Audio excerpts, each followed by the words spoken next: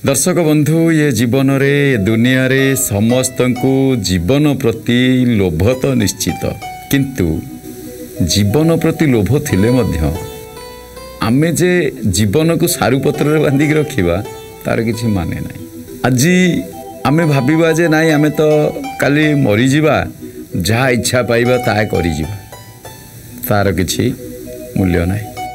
द्वितीयतः आमे भाविबा जे आमे केबे मरीबानी एक कथा मते ठीक न।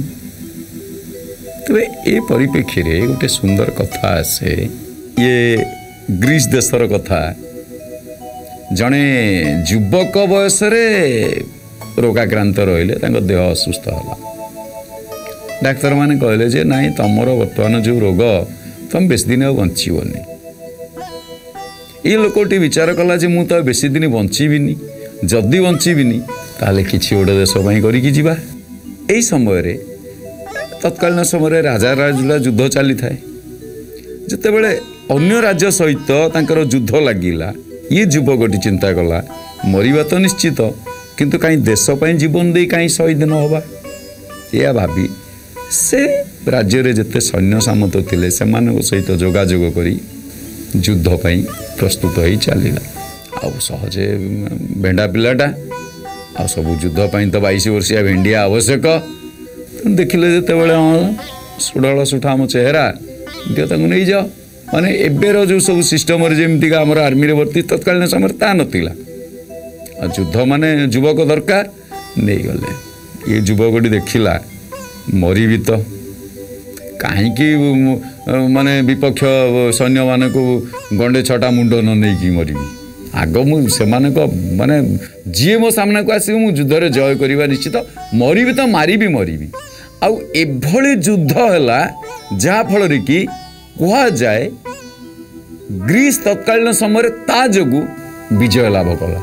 समस्ते खुशी गले एवं समस्त आगे से ताकू डाकी मेडल पुरस्कार दवाई लगिले कि कौन हम मनटी दुख देखिल तुम मन कहीं दुख एते पुरस्कार पाउच तम जोगु आमे युद्ध जय कलु माने प्रतिपक्ष शत्रु परास्त हेले अथच तम मन रे दुख ना मु तो जो रोग रे आक्रांत अच्छी किछि दिन पर मोर जीवन महाप्रभु पाक जीव कि कड़े जीव ता मु जानी आउ एते खुशी कि मो पाखे स्वप्न को राति कई नारे रे ये तो बड़ असुविधा कथा है।